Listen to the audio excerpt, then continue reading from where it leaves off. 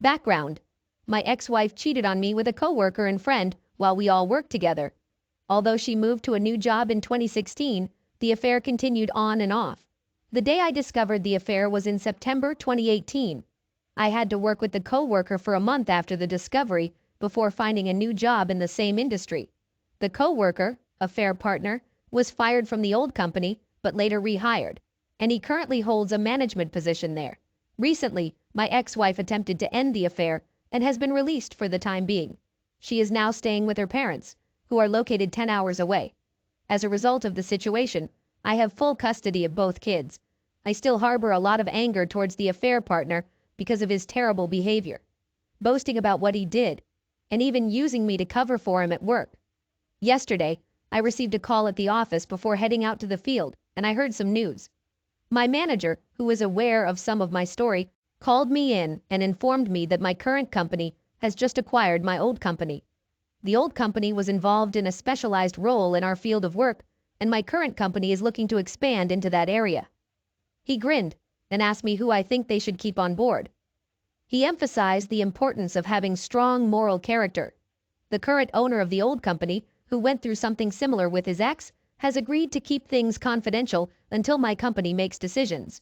He might have even suggested this approach. While he doesn't like the affair partner, AP, he values his experience. My boss offered me the chance to deliver the termination notice to the AP under 2 conditions. I must do it in the presence of himself and another manager. They are both the same size as me, 6 and 220 pounds, not much fat these days. And they are aware of my anger issues as I've been open about my struggles. I attended anger management classes with another coworker, and they made it clear that I shouldn't engage with the AP. However, if the AP becomes hostile, my boss will step in to handle the situation and protect the employee, as he believes it would involve less legal trouble if he defends someone. Personally, I think my boss understands my anger and doesn't want me to act on it, especially because I've never felt such intense hatred towards someone before, like I do for this guy. I'm no longer bothered by the fact that he slept with my wife. My biggest issue is his constant mocking of me, and the fact that he continues to pursue other affairs even though he knows the harm it causes to marriages and lives. The other condition is that since the original owner is moving south and the supervisor is getting fired, I have to assist the company during the transition until a new supervisor manager is hired. I have the most knowledge about both companies, and if everything goes well, they promised me a raise and the chance to do this full time. Wow, is that karma? I've missed you. I'm not sure if I'll take up the offer to deliver his termination notice, but whether it's petty or not, it feels like a satisfying dose of karma. I was all smiles today. On Friday at 7 a.m., if I decide to go ahead with it, I'll walk into the meeting at the old company and hand him his termination letter in front of all my former coworkers who are aware of what happened. The reason for his dismissal will be that his moral character doesn't meet company standards, especially given the honesty and integrity required in our work, particularly when dealing with certifications for measurement devices that handle millions of dollars worth of products regularly. Both my old boss and new boss have experienced similar situations to mine, and they've heard some of the stories about the AP boasting to me about his actions with my wife in his office, which is now in a new building, as the old office was sold. He would also use me to cover his work while they were involved in their affair, and he had numerous other moments of being a complete jerk. They believe in the importance of karma and want to help me find some closure on this matter.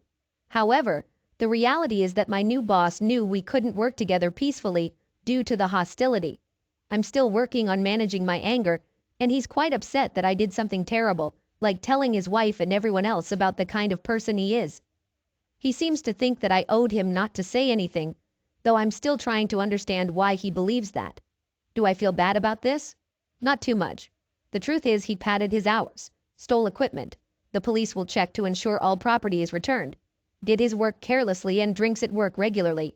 He recently tried to start another affair with the new safety consultant, but I may have informed her husband about his true character after an old colleague mentioned it. He was left in charge mostly because the owner was stepping back and retiring, and no one else knew the systems as well as he did. I was the next closest, but at that time, I had no desire to stay on, as the memories of certain movies were still too vivid in my head when I was in the office at the old building. I imagine his wife will be angry since, in my opinion, she was more concerned about the standard of living than anything else. They were both forgiven just 2 days after she found out. You may call me petty, but I must admit, I feel pretty good right now. Update. I need to vent a bit here. The situation just keeps getting more twisted. In short, my good friend, who is the AP, sent me a message. I opened it without realizing who it was from, and he informed me that just 2 weeks after our wedding, my ex decided to do a special dress showing for him, wearing her wedding dress. When I confronted her about it, all she did was cry and apologize, saying she could never apologize enough. Honestly, that made me feel sick. I can't comprehend why she would marry me while cheating on me. Why go through all the effort, spending tens of thousands of dollars, to stand before friends, family, and God and lie? There was no respect, no honor, and no truth in anything. It's right up there with cheating on the wedding day as one of the worst betrayals. Anyway, that was about a week ago. Yesterday, I went to our old storage unit. She was supposed to get her stuff out a month ago. When I opened the door, what did I see? Her wedding dress. Apparently she wanted to sell it. Normally, I'm all for selling old stuff we won't use again, but I couldn't let someone else get married in that symbol of betrayal. So I took it home and then invited my ex over to celebrate. She showed up 30 minutes later and saw her wedding dress in the fire pit. I gave her the chance to set it on fire herself. Surprisingly, she took the match and lit it up, considering the safety concerns. Wedding gowns burn quickly. She cried for a while after that, and she spent the night in my bed while I slept on the couch. We had a long talk that night. She couldn't believe the things she had done, and neither could I. Seeing her burn the dress felt good in a way. At first, she was angry that I did this, but I think it might give her some closure she needs. As for me, I'm still very disgusted by the whole thing. I know there's no future for us, but I feel somewhat relieved. Second story. My wife, 29F, and I, 31M, welcomed our baby last December, but the birth was traumatic, and my wife developed postpartum depression. Originally, she planned to return to work after giving birth, but due to her struggles, we decided to wait until our daughter turned 1 before reassessing the situation. To help with her depression, she's been attending weekly therapy sessions. Since she's now home full-time, I've had to work longer hours, which we had discussed and agreed upon before making this decision. Recently, my boss approached me about a project that would require a lot of overtime in a short period. This opportunity would be financially beneficial and also great for my career. I discussed it with my wife, and she agreed that I should take on the project. During the 4 weeks of intense work, my mother-in-law and her best friend Jessie, 29F, would come to assist with some of the tasks I usually handle. Jessie is a stay-at-home mom with a 4-year-old and a 2-year-old. She started coming over during the day to help my wife watch the kids. After 3 weeks into the project, it was evident that we needed a few more weeks to complete it. I discussed this with my wife, and she said she was okay with it, but she became distant in the following days. This behavior wasn't uncommon in recent months, so I didn't dwell on it or take it personally. In the last week of the project, I arrived home one night and noticed that Jessie was still at our house. I didn't think much of it, greeted her and my wife, and then went to check on our daughter. As I was heading to her room, I overheard Jessie say something like, "He doesn't even stop to greet you. Definitely a sign." I turned around and asked Jessie what she meant by the sign. Right away, my wife started crying, and Jessie accused me of having an affair. She claimed that I must hate my wife because of her postpartum depression, and that I'm not attracted to her anymore due to her pregnancy weight gain. None of these accusations are true. I love my wife, and I'm doing my best to support her through her PPD and take care of our family. I find her beautiful just the way she is, and I haven't pressured her for closeness. Then Jessie insisted on seeing my phone, but I refused. She said that refusing is a sign of guilt. I told my wife that if she wanted to see my phone, she could, and she nodded. This hurt me deeply, because I felt that my wife actually believed I was having an affair, and didn't trust me after everything we've been through together. After looking through the phone, she found no evidence, but Jessie insisted that I must have deleted it. She started screaming and woke up our daughter, so I asked her to leave the house. Eventually, she left, and I went to comfort our daughter, while my wife remained on the couch, crying. Once our daughter was asleep again, I sat down beside my wife and tried to discuss what had been going on. She told me that she had been worried ever since I started working overtime. I reminded her that we had discussed the opportunity and she agreed to let me take on the project. She found it suspicious that the project's duration was extended, but I explained that sometimes such extensions happen. She wanted more evidence, so I showed her messages and emails from work with timestamps and pay stubs indicating the overtime hours. She said she believed me and apologized for doubting me, but Jessie had been convincing her that these signs indicated I was cheating. I questioned why she trusted Jessie more and why she didn't discuss her concerns with me. She couldn't give a clear answer. It's been a couple of weeks, and the project is now over. I've actually reduced my workload to spend more time with my wife and daughter. However, I feel exhausted from trying to handle everything and becoming resentful because deep down, I know my wife doesn't trust me. I worry about the future, wondering if every time I have a project, run errands, or go on a business trip, I'll be faced with accusations of cheating. I've tried bringing up the issue, but my wife deflects, saying it's not the right time because she's tired or sad. I want to respect her feelings, but I can't help but wonder if it means I can never express my own concerns. Update. A lot of you pointed out something that should have been obvious. I need to get a therapist and take care of my own mental health. Some of you asked for an update, so here it is, but it's not a happy one. That night, I talked to my wife and told her I was going to find a therapist. I didn't mention her accusations. I just said I was going through a tough time and needed therapy. She didn't seem to care much and just told me to do whatever. The next day, when I returned home from work, our room and my home office were in chaos. Things were scattered everywhere, and important papers were all over the place. My wife wasn't around, but our daughter was crying in her room. My wife had left her alone, and her cell phone was off. I tried calling my in-laws and a few friends, but no one had seen her. I started to worry and reached out to my mom to see if she could babysit while I went out to look for her. Before my mom could get home, my wife returned, and Jessie was driving.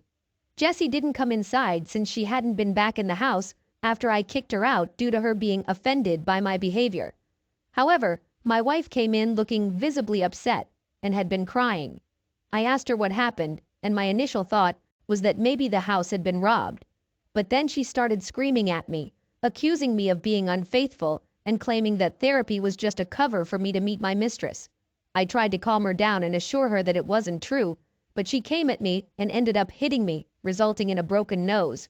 After she realized what she did, she sat down on the couch and became completely unresponsive, just staring at the wall. I went into my daughter's room and locked the door for safety. I called my mom to inform her about the situation. She was already on her way. And I also contacted my mother-in-law to ask her to come over and take care of my wife. I quickly packed a bag for my daughter, and when my mom arrived, we left. My wife didn't even look up or respond to our departure. After dropping off my daughter with my dad, we went to urgent care to attend to my nose. I accidentally got blood all over my mom's new Subaru. Right now, my daughter and I are staying with my parents, and my wife is staying with her parents. I'm considering getting a restraining order against Jessie. My wife and I are separating. I still love her, but I can't live with someone who hurts me and could potentially harm our daughter. While I haven't initiated divorce proceedings yet, I hope my wife will seek the necessary treatment and that we can work things out. My in-laws mentioned that they are exploring the option of inpatient treatment at a local hospital. I've made sure to document everything thoroughly in case there's a custody battle in the future. It breaks my heart because I know this isn't the person I married. It's an illness affecting her mind. However, my priority is to keep both myself and our daughter safe and give my wife the space she needs to recover. I hope this decision is the right one. Edit. I've talked to my parents after reading your comments and came to the conclusion that for my daughter's protection, I need to file a police report. I am headed to the station now. Update. Early Monday morning, my wife passed away.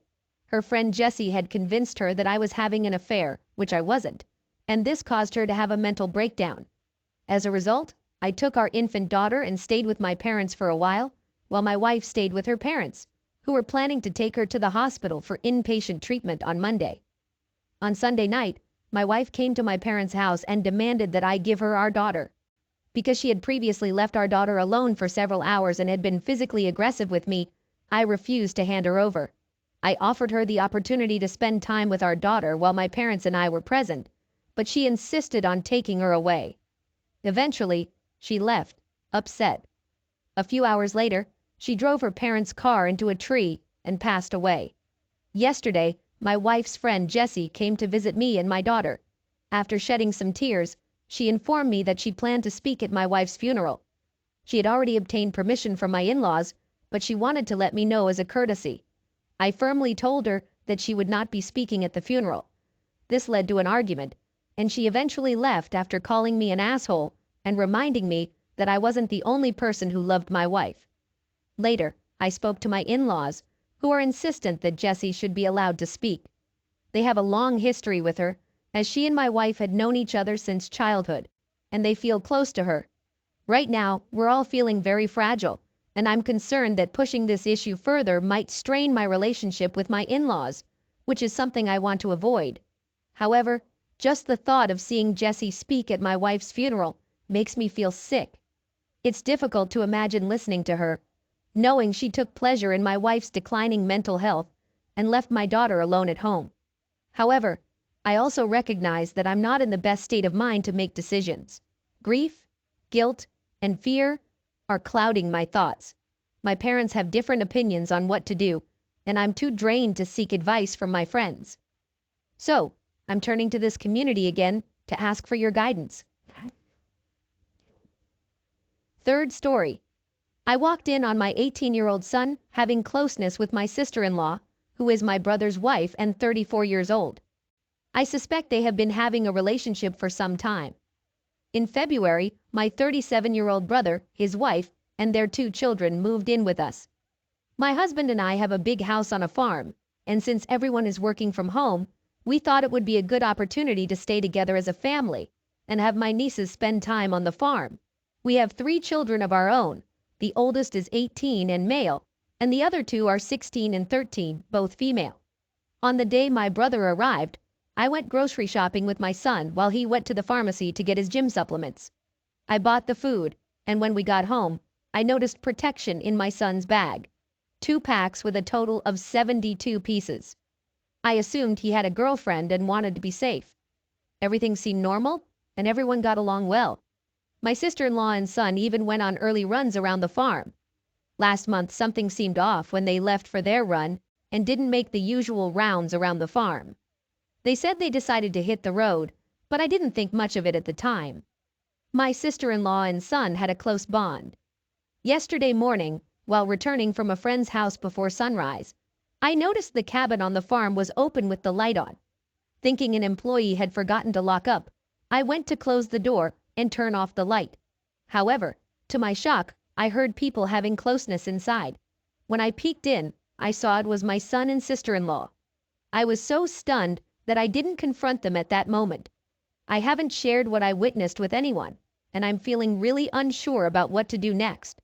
Should I confront them about it? Should I tell my brother? Or should I confide in my husband? I'm completely confused and have been doing a lot of thinking.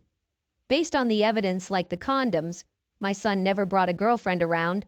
Their morning runs around the farm, are they really just running? And their close relationship, I strongly suspect they've been having closeness for a while. Update. A lot of comments suggested that I should start by talking to my husband, so that's what I did. He got really upset at first because he thought it was just a joke. After our conversation, we both agreed that it would be best to talk to our son before informing my brother. My son said it started on Ciel's birthday party he attended. They got drunk and had closeness in a bathroom, and they have been meeting at hotels ever since and sneaking off at family gatherings. After my son admitted to everything, my husband couldn't handle it and told him to leave the house and go to our condo in town. He didn't want to see our son in front of him at that moment. Once our son was gone, my husband angrily went to my brother's room and told him everything. Sil was not at home at that time. My brother also got very upset, and he quickly packed his belongings, took the kids, and left. He asked where our son had gone, mentioning he wanted to teach him a lesson. We didn't tell him, and he eventually left without knowing. As for CL, she didn't return, and I believe my brother might have called her, or our son warned her about the situation. It seems she is scared to come back, as her things are still in the house. Amidst all the yelling and commotion, my daughters overheard everything, and they're heartbroken, fearing that our family might be torn apart. They miss their brother, and worry that my husband may never let him back into the house. My husband strongly despises any form of cheating and has always emphasized to our two eldest children that they should never cheat on anyone or be involved with someone who's already in a relationship. I know I haven't done anything wrong, but I'm unsure how I'll ever face my brother again. He's not responding to calls or texts, and my husband advised me to give him time to heal. Meanwhile, my son has left the condo because he's afraid of what my brother might do to him. He's now hiding at a friend's place, but he won't reveal which friend. We haven't heard anything from SIL. Sil was the one who initiated closeness the first time she and my son slept together. She was also the one booking hotel rooms and treating my son to meals. Furthermore, my son was receiving an allowance from her. Fourth story. My wife and I have been together for 13 years. We began dating when we were around 16, and we've never broken up. 3 years ago, we got married. Our relationship was so strong that others were envious, and people always thought we'd get married at a young age. However, over the past 1.5 to 2 years, things started to shift in our relationship. Some problems emerged with her family, and as a result, she started becoming more distant from me, both emotionally and physically. She became very protective of her phone and grew closer to a male co-worker. I admit that I snooped on her phone because I had a feeling that something was wrong based on various signs. I discovered incriminating texts that confirmed she was having an affair with this guy. When I confronted her in early September, she admitted to it, confessing that the affair had been going on for a year. They were having the affair in our home, even sleeping together in the bedroom that we had planned for our future children.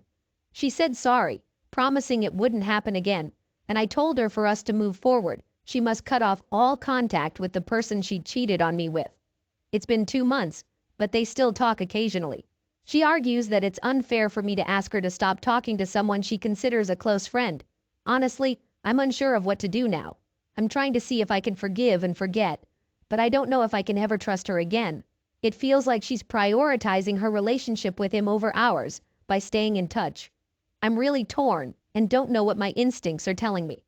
She also wants me to keep this situation a secret from our friends, leaving me with no one to talk to about it. I am going to call the lawyer I spoke to a few weeks ago tomorrow and see how he says I should approach the situation. I decided to give you an update because your advice was incredibly helpful. Over a month ago, after posting here and reading all your advice, I contacted my lawyer, confided in my parents and some close friends about the situation, and informed my wife that I wanted a divorce.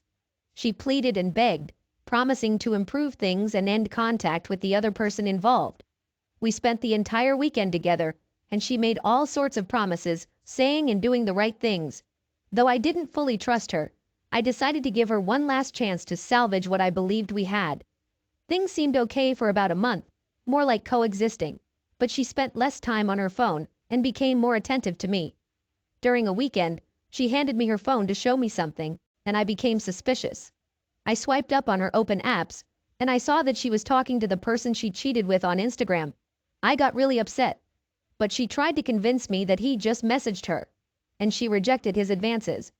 However, I read their conversation and found out they were planning to meet that night. She had deceived me once again. She promised to block him but insisted on saying goodbye because he was her friend. I told her it was unacceptable and she had to cut off contact and block him immediately. She said she would, but after 2 days, I asked her again, and she hadn't done it yet. Finally, I couldn't take it anymore, and I decided right then that we should get a divorce. I gave her the option of going through mediation if she agrees to everything I want, or I'll involve my lawyer, and I'll still get what I want. She agreed to mediation, and we're starting that process soon. It took me some time to reach this decision, maybe longer than it should have. But now I respect myself enough to put an end to this and seek the happiness I deserve. She continues to try to make me feel guilty about everything, partly blaming me and telling me how difficult a situation I'm putting her in. However, I remind her that it was her actions that led to this situation, not mine, and she has to face the consequences of what she did. I've started sharing the details of what happened with more friends and my family. This isn't how I envisioned my life, but I believe it's a blessing in disguise, and eventually, I'll find someone who genuinely brings me happiness. After I informed my ex-wife, 29F, that we were getting a divorce, she started gaslighting me intensely. She blamed me, saying it was my fault for ending our marriage, and she made me feel guilty for letting our relationship come to this point. She even tried to make me feel bad about taking away the home our dog knows. However, I remained strong, didn't let her manipulation affect me, and proceeded with divorce mediation. The mediation process went smoothly, and she agreed to everything I wanted, resulting in my official freedom, as per the court's notice. During the mediation period, we managed to sell the house within 3 months, and she moved out a month before the sale closed. While we still lived together during that time, she continued her gaslighting, blaming me for everything and calling me mean for not speaking to her. Her behavior revealed the toxicity and one-sidedness of our relationship. After the house was sold, I moved back to my parents' home for a few months to gather myself and figure out my life. I started attending therapy every week and reflected on the relationship, coming to the realization of how unhealthy it was. I always prioritized her and put my own happiness second, sacrificing for her unrealistic needs and expectations. My therapist suggested that she might have borderline personality disorder, a condition that runs in her family, which makes a lot of sense. I worked on underlying issues that led me to be in such a toxic relationship, and now I feel more confident in identifying warning signs. I also committed to improving my physical health, losing 15 pounds in the last 3 months, and getting back into running, training for a 10K. This month, I moved into my own place in New York City, reconnecting with old friends I had lost touch with. I've also started dating for the first time in my life, though it hasn't been very successful yet. On top of that, I earned a promotion at work, a result of my hard work. Mentally, physically, emotionally, and financially, I'm in a better place than I have been in years.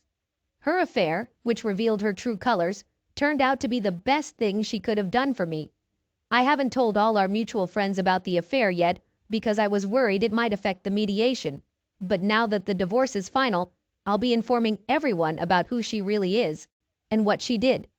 I guess all I wanted to say in this long post is that things will get better. It's not our fault that we were cheated on, and we should use this experience as a starting point to improve ourselves and become the best versions of ourselves. This will probably be my last significant post here. My healing journey isn't over, but it's entering a new chapter, and I don't want to dwell on what this woman did to me anymore. Hey everyone, I'm an old guy, turning 60 this year. My first grandkid was born 3 years back. Let me tell you something. I've met all kinds of people from around the world. I've dealt with my fair share of crazy folks and oddballs too. But out of all of them, there's one person who stands out as the biggest nutcase, and that's none other than my wife. Maybe it's because she's a good 10 years younger than me. She's really into herself. She usually goes for what's easiest for her, even if it messes with others. And not only that, when she doesn't get what she wants, she's super forceful and pushy, no matter how much we discuss it. Her ways never changed. So in the end, I just gave up and tried not to let it bug me. But I couldn't ignore what she recently did. It was beyond forgiveness, and it shook me to the core. Let's go back 3 years. My son finished up at a military academy. Right after, he got hitched and soon became a dad. One day he came to our place with his son and wife. He had a favor to ask my wife. He explained that his paycheck alone couldn't handle the family expenses. So they decided his wife needed to start working too. He wondered if my wife could babysit his kid during the week while they were at their jobs. He mentioned it would only be until the kid was ready for preschool. He offered us $1,000 a month if my wife said yes. I wasn't keen on my wife looking after my grandson. She's not really one to care about others. They probably didn't realize what a bad idea it was then. Anyway, my wife agreed to watch their son. I was about to retire, so I'd be home more often. I could chip in sometimes instead of my wife. We told our son we'd take care of our grandkid. I was anxious for the times when I couldn't be there to watch him. My wife was the last person who should handle babysitting. Before long, my son's family moved into a house near ours. When my daughter-in-law's maternity leave was up, she went back to work, and we started watching our grandson. He was a bit over a year old and just figuring out how to walk. He was the cutest kid I've ever seen. It took me back to when my son was that age. They looked so alike. It made me all nostalgic to see him and remember those times. I had some stuff to do later that day, but I wanted to hang out with my grandson for around an hour before I had to head out. I was playing pretend chase with him around the house to help him practice walking. We had fun with all his favorite toys. That's when I heard the front door open. I walked over to see who it was, but it wasn't someone arriving. Turns out, it was my wife leaving. I figured she might be taking out the trash or something, but after a minute or two, she didn't return inside. Time passed. 5 minutes, 10 minutes, even half an hour, and still no sign of her in the house. I gave her a call to see what she was up to. I asked where she was and mentioned that I had to leave soon. "Why aren't you back yet?" I inquired. She replied that she had stepped out to take care of something and assured me she'd be back shortly. She asked me to look after Robbie a bit longer. I told her firmly, "You really should try to come back as soon as possible. I need to hit the bank before it gets crowded and I've got lunch plans with a friend." So I waited and waited. But she didn't return. And she wasn't answering her phone either. I had already told her when I needed to meet my friend, but she still wasn't back. If I waited much longer, I was going to be late. Reluctantly, I gave my friend I was supposed to meet a call. I said, "Hey Billy, listen up. I'm kinda stuck at home right now watching my grandson. My wife was supposed to be back by now, but she's still not here, and she's not answering her phone. I'm really sorry, but I think we'll need to change our plans." My friend said he got it and that it's all good. No need to stress about it. Just give me a heads up when you're available and we can reschedule. I really didn't like calling off our hangout at the last moment. It kinda makes me look bad, even though it's really my wife's fault. I was pretty upset with her for taking so long to come back. Finally, around 3 o'clock, she showed up at the house. I was pretty mad when I asked, "Where were you?" Thanks to you, I had to bail on my friend. She didn't seem bothered at all. She said, "Well, I wanted to get back sooner, but a few things came up and I lost track of time." She didn't even say sorry, acting like it was no big deal. I shot back, "You promised you'd look after Robbie. That's what you should have done. You have a responsibility now that you can't just ignore. You're not looking after someone's pet. You're looking after your own grandkid." She rolled her eyes and sat down next to little Robbie. Before long, my daughter-in-law came to pick up her son. And of course, my wife acted like she had been watching him all day and told her how well-behaved he'd been. Naturally, my daughter-in-law believed her. She didn't have any reason not to do it. I wanted to speak out, but I held back. What I wanted to say was she shouldn't get any credit because she didn't really do anything. It was me who looked after Robbie from morning till 3 o'clock, while she was out shopping or doing who knows what all day.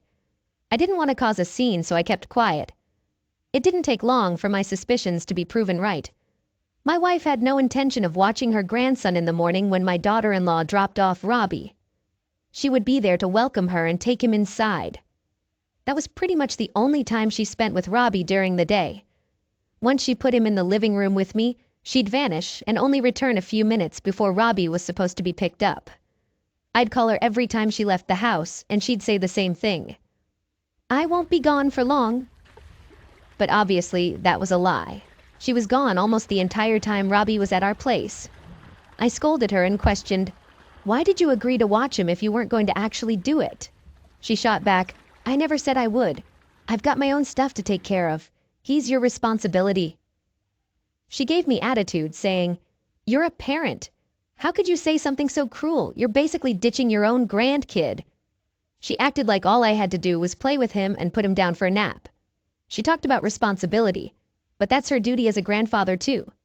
It's like the minimum she can do. If she can't handle that, maybe she shouldn't even be around him. I shouted, "You agreed to this. You're the reason he's here now. How can you put the blame on me?" My wife fired back, "I thought it was clear I was speaking for both of us. Isn't it strange that you're acting like it's only my job?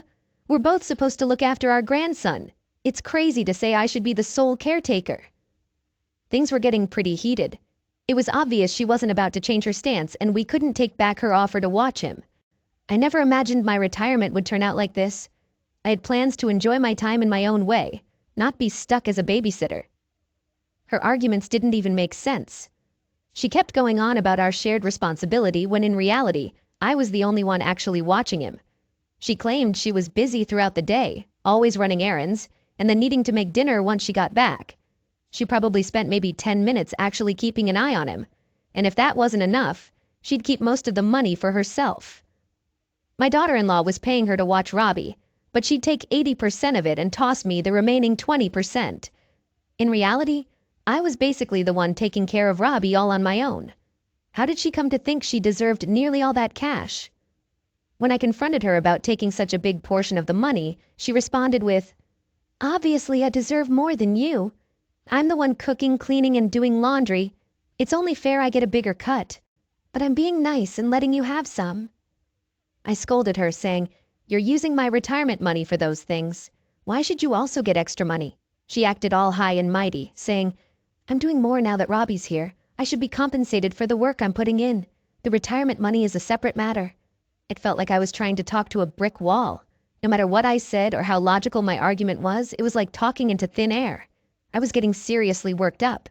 At my age, I shouldn't have to argue about absurd stuff like this. Eventually, I just gave up. But that wasn't the end of her antics. When the weather got better, I didn't want to stay cooped up inside all day with Robbie. We'd hold hands and go for walks. He really enjoyed the park, so we went there often too. I really enjoyed hanging out with him at the park, especially when we were on the playground. One day while I was at the park, I met an older lady who was there too. She was looking after her grandkid just like me. She introduced herself as Evelyn. Actually, I shouldn't call her older, since she was only a couple years older than me. The main giveaway that she was a grandma was that she had her granddaughter with her. She looked surprisingly great for her age. You'd never guess she was older than me. It was quite a coincidence.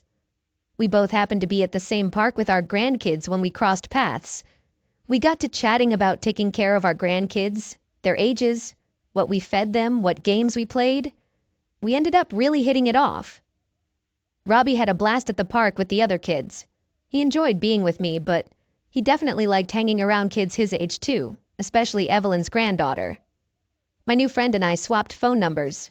We'd always get in touch before heading to the park with our grandkids. One day, I got a call from Evelyn.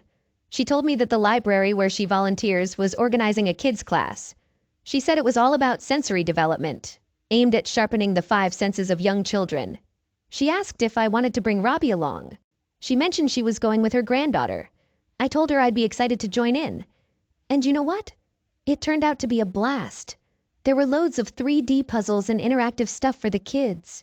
They mixed learning and fun really well. Our grandkids had a blast. This kind of thing wasn't around back when my son was a kid. I'm amazed at how much the world has changed to help kids develop. I let Evelyn know how much I enjoyed the class. I asked, "Is this a one-time deal, or do they do this often?"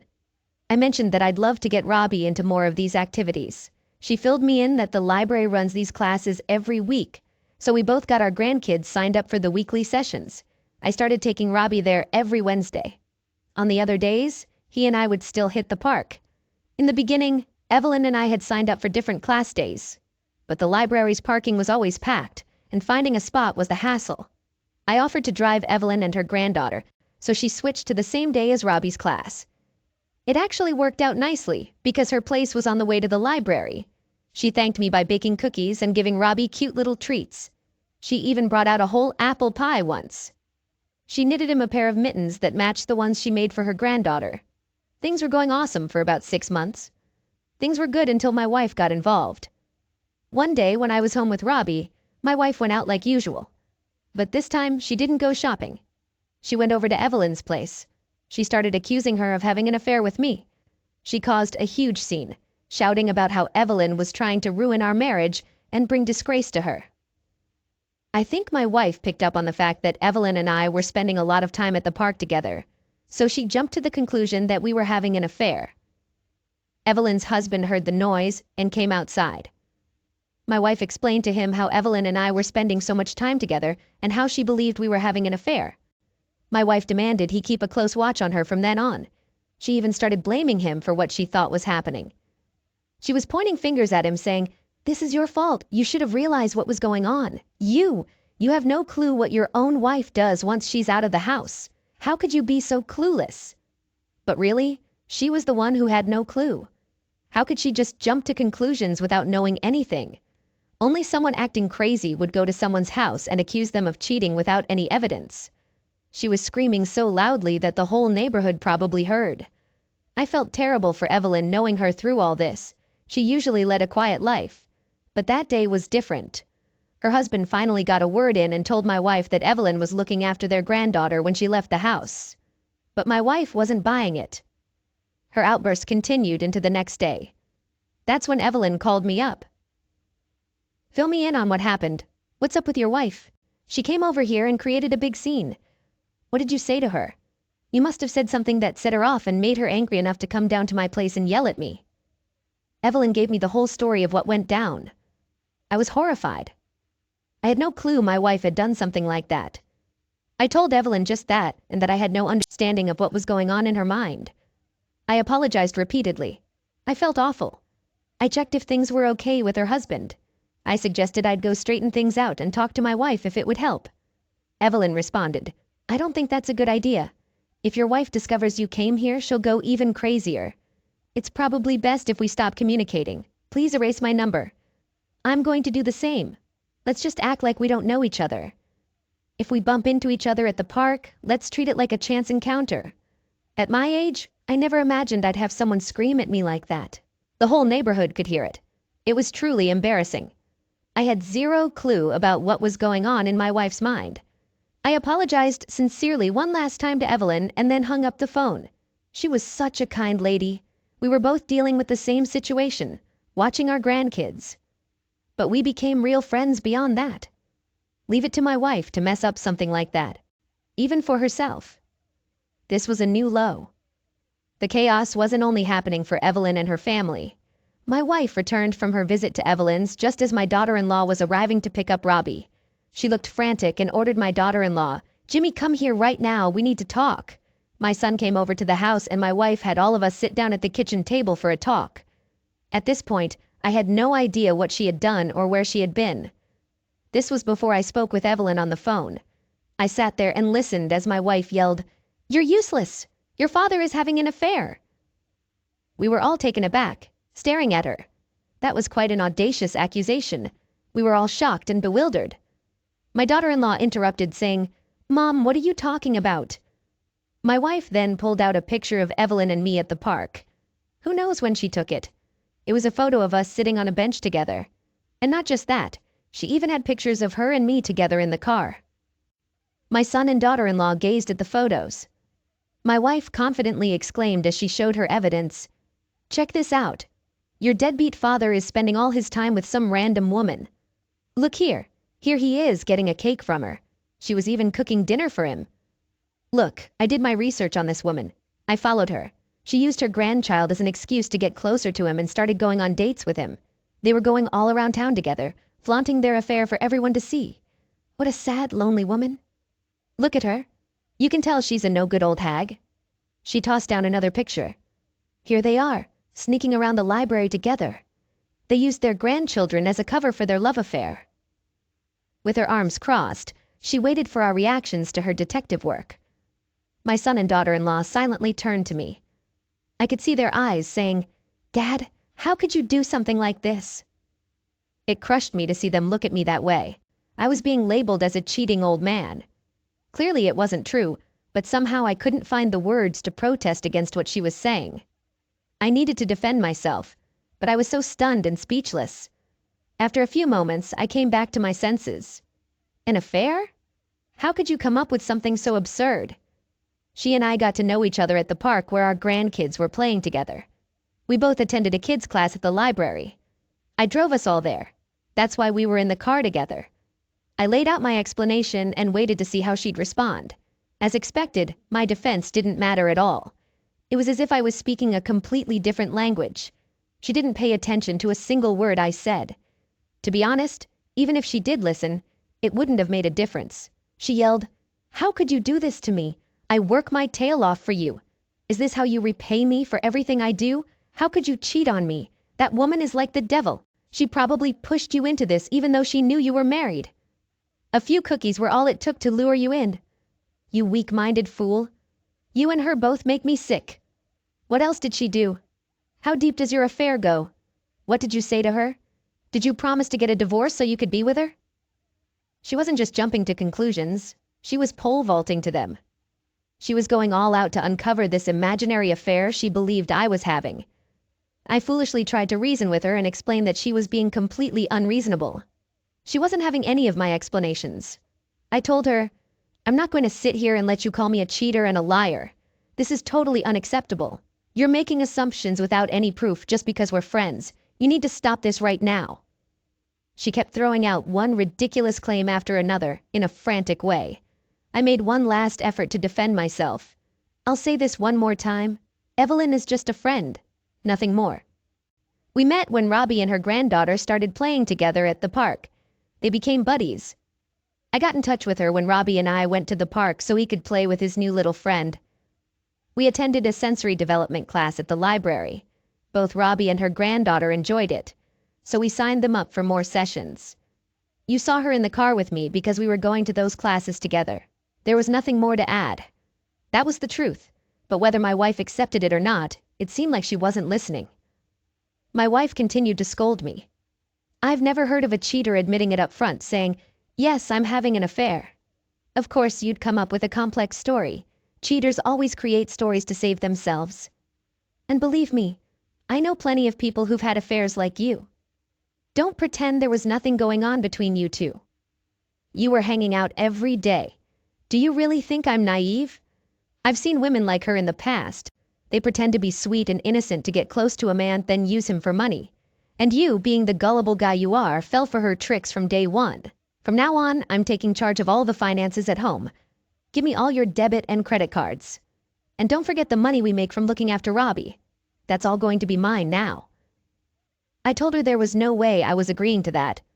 I had already given her access to an account, and I had put half of my retirement money in there. We had agreed that it would be our main source of funds, but we would also keep separate accounts for personal expenses.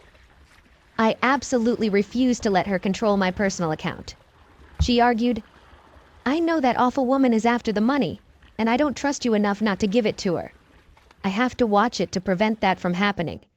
You should be grateful. I'm safeguarding our finances. Otherwise that witch would bankrupt us." She kept on and on about how things had to be done her way.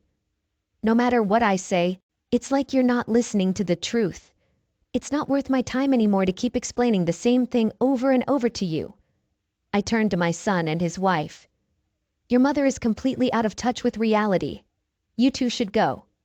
I'll handle her. That's when I realized the worst-case scenario was unfolding. It seemed like they were actually believing her. They were taking her side over mine. The whole situation left me drained and with a pounding headache. After my son's family left, the confrontation with my wife continued. How could you accuse me of that in front of them? You have no idea what you're talking about. What's gotten into you? She insisted she had all the evidence she needed. It's right here. You and her spending all your time together. It's sickening, having an affair at your age. I yelled back, I'm the one taking care of Robbie all by myself, and now on top of that, I have to deal with your false accusations. I've had enough. Starting tomorrow, you're going to watch him. No more excuses. It's time for you to step up. Of course, she refused. Do you think I'd let you off the hook like that? Absolutely not. Who knows what you'd do if I had to be home with Robbie all day? I want you at the house with Robbie. I don't trust you on your own. End of story. How low does someone have to stoop to use their own grandchild as a way to imply an affair? It's truly awful, to be honest. I never thought I'd feel this terrible, even if I were really having an affair and got caught. My life was turned upside down because of an affair that never even happened. I never thought my retirement would turn out this way. I felt like I was losing my sanity. And if you thought that was the end of it, you'd be mistaken. It was around 2 months later that things took an even more unexpected turn. What unfolded next made the chaos around the made-up affairs seem insignificant. My wife, at 50 years old, discovered she was pregnant. She found out when she was already 16 weeks along. She had noticed her periods were irregular and assumed it was due to menopause. She had a feeling that something wasn't right. She mentioned feeling sick, similar to how she felt during her pregnancy with our son many years ago. A doctor's visit confirmed her suspicion. She was pregnant. I had no clue. I didn't pick up on any signs that she might be expecting. Here's where things get tricky. We hardly spoke a couple of words to each other after she accused me of having an affair. Needless to say, our closeness came to a screeching halt after that incident. She barely acknowledged my presence. There was only one instance I can recall when she tried to be close with me, and it was completely out of the blue. She hadn't approached me that way in years. I was taken aback. I asked her what had brought this on. I couldn't resist her advances, and eventually, I succumbed to the temptation. Despite knowing I shouldn't, I gave in anyway. It turned into a night of passion that I hadn't felt with my wife for years. About a month later, my wife woke me up while I was asleep. She whispered that she was pregnant. I was utterly shocked. "Pregnant at your age?" I exclaimed. She chuckled and replied, "What do you mean by at my age? I'm not that old. Women can still have babies when they're my age. Let's not mix up our ages. I'm just 50. If I were 60 like you, it might be a different story. It's not so strange for a woman of my age to be pregnant. Haven't you remembered our passionate night together? Don't act so surprised." I was skeptical. A man my age shouldn't be so easily able to get a woman pregnant, I thought. I insisted there must be some mistake. My wife assured me that if a considerable amount of time had passed since her last encounter with a man, it was quite possible for her to become pregnant. She told me not to voice any more doubts, emphasizing that regardless of my belief, it had happened. Initially, I felt a mix of shock and disappointment. I was on the brink of becoming a father again at the age of 60. As I dwelled on the idea, I found myself getting more and more excited. My grandson was such a sweetheart, and I absolutely enjoyed playing with him. If I were to have another child of my own, I just knew they would be equally adorable. It doesn't really matter when a child comes into your life. They deserve care and love regardless. Sure, some folks might chuckle at us for having a baby at our age, but honestly, I couldn't care less. I was ready to pour all my love into this child, no matter what anyone said. Turning to my wife, I advised her, "You need to take extra good care of yourself now. Even though you're not too old to have a baby, it doesn't mean you're as young and energetic as before. Let's make sure we attend your upcoming doctor appointment together. I'm eager to see how our new little blessing is progressing."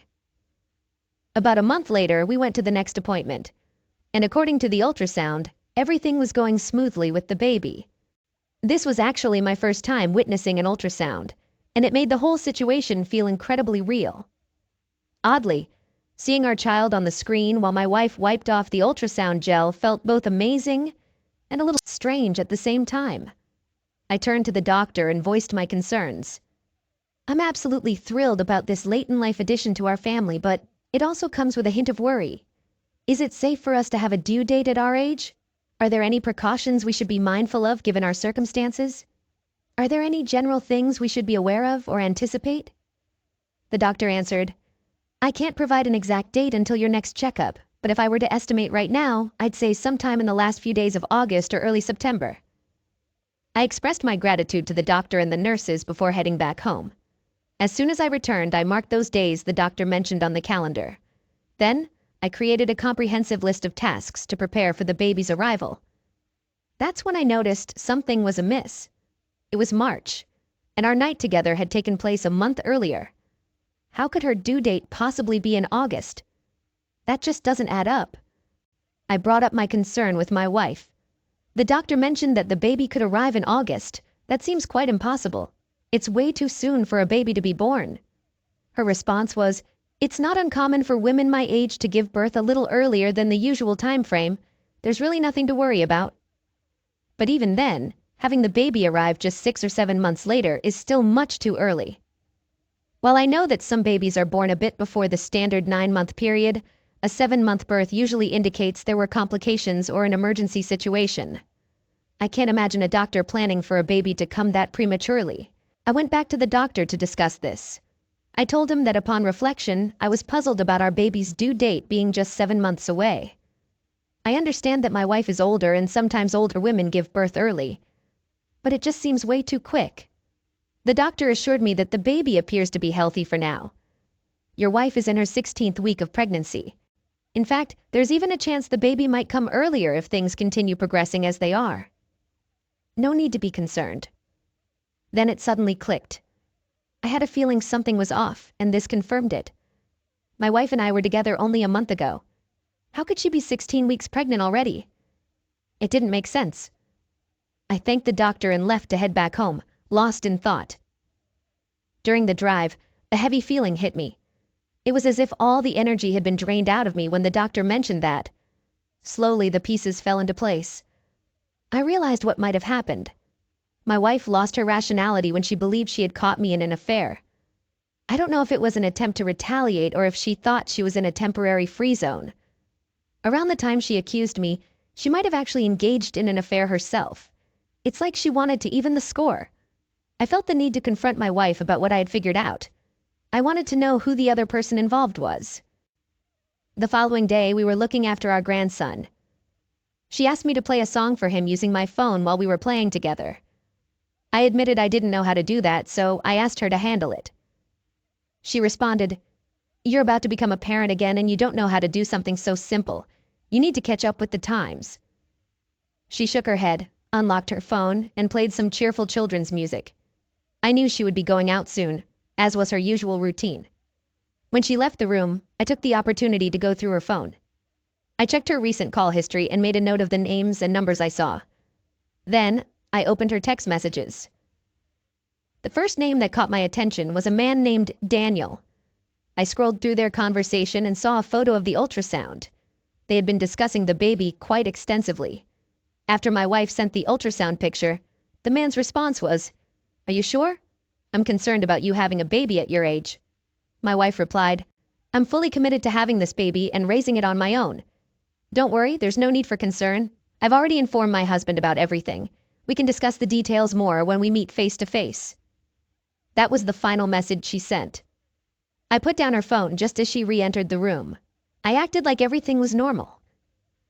Once she left the house, I placed Robbie in his baby carrier. I stepped out to trail my wife and find out where she was headed. Fortunately, she was walking and hadn't taken the car. She mentioned she was going to the nearby butcher shop. I observed her entering the shop from a distance. I lingered there, but she didn't emerge. I couldn't just barge in and blow my cover. I tiptoed up to the window and peeked inside. To my surprise, I didn't see anyone, despite having seen her enter. I made the decision to push open the door and enter. The bells hanging on the door jingled as I walked in. The butcher hurried out from the back, still putting on his uniform and a bit out of breath. He appeared to be in his 40s. I said to him, "I'm here to find a person, not to buy meat." My wife must have recognized my voice. I noticed her peeking her head out, seemingly from the office. We locked eyes immediately. In a panic, she hurriedly closed the door, probably hoping I hadn't noticed. Swiftly, I rushed to the door and swung it open. Inside, my wife was lying on a bed covered with a blanket. "What's going on?" I demanded. "Come out here," I insisted. The butcher raised his voice, questioning, "What's happening? Who are you?" I shot back, "I'm her husband." His eyes widened and his mouth hung open in shock. He turned to my wife and yelled, "It's your husband! You need to come out right now." Addressing my wife again, I asked, "What's happening here? Explain yourself. Why are you here?" She responded, "I came here to buy some meat and then somehow ended up in this room." I shouted, "That doesn't make sense. You need to come out and bring Robbie home immediately." Once she left the room, I turned my attention to the butcher and began to interrogate him. "What's really going on here? Don't even try to lie. I'm aware that my wife is pregnant with your child. If you don't tell me the truth, I'll call my son down here, and we'll get the answers out of you one way or another." The butcher hesitated, but eventually started explaining. It turned out my wife was a regular customer at his shop. He mentioned he had been married but got divorced not long ago. My wife had learned about his situation and had been trying to support him through it. Eventually, he started feeling a strong attraction towards her. This happened more than 2 years ago. It made sense why she was constantly leaving the house every day. Their connection deepened, and it eventually led to her becoming pregnant. He admitted he didn't plan for things to turn out this way. According to him, things spiraled out of control. He also revealed that there was another woman he was in a relationship with, someone he was considering marrying again. However, his plans changed drastically when he found out about my wife's pregnancy. Now he's uncertain about what steps to take next. I was left standing there, utterly speechless. She tried to shame me, accused me of an affair, all the while she was the one actually cheating. A 50-year-old woman having an affair and getting pregnant? It's quite unbelievable, isn't it? And to top it off, it was with a 40-year-old divorced butcher. My wife must have enjoyed the attention from a much younger man. even if he wasn't only interested in her. Unfortunately for both of them, their secret world came crashing down. It's something I never would have imagined in a million years. I waited outside my house until my daughter-in-law finished her work and arrived to pick up Robbie. When she got there, I welcomed her inside the house. My wife's mood shifted as soon as she spotted us entering the house. I proceeded to share everything with my daughter-in-law. I recounted the entire story the butcher had told me. The affair, my wife's pregnancy, and her attempt to deceive me into believing the child was mine. I held nothing back, laying out the unvarnished truth about the situation. I confessed that I had let many things slide over the years, enduring more than I cared to discuss. But this was a breaking point. I couldn't allow her actions to go unaddressed. She displayed clear signs of being a psychopath. Enough is enough. I've reached my limit. I'm considering getting a divorce. Oh, and one more thing I forgot to mention. The butcher is planning to marry the other woman he was involved with. I don't believe your mother is aware of this, though. While I was speaking, my wife had been listening from the other room. It appeared she wasn't aware of the butcher's plan to marry the other woman. In response, she promptly dialed him, and I overheard her saying, "You promised we'd be together. We agreed to start our life after the baby's born and I get divorced. What happened to that?" She shamelessly aired all of this in front of my daughter-in-law. At least now the truth was out in the open. My wife and I ended up divorcing not long afterward. Several months down the line, she gave birth to the baby. Rumor has it that the butcher never actually ended his relationship with the other woman. This led to a massive confrontation between him and my wife. He strung her along, making her believe they'd build a new life together once the baby arrived. But the reality was different. At 50 years old, she was left divorced with a newborn and no support. She was at a loss about what to do next. When someone settles into their life, they usually find contentment with what they have. However, my wife took a different path. She tried to exert control over everyone, acted selfishly, and followed her own desires. And this is where it all led. In recent times, I've been spending my days with my adorable grandson. I'm living modestly off the retirement savings I had accumulated. Additionally, I've initiated legal action against the butcher for having an affair with my wife, which led to our divorce. It shouldn't be too long before I receive compensation for his actions. I plan on looking after my grandson until he's old enough for preschool. After that, I'm thinking of finding a new partner, someone with whom I can travel, enjoy delicious meals, and make the most of my time. I want to thank you for sticking with my story till the end. I hope all of you are leading happy and healthy lives.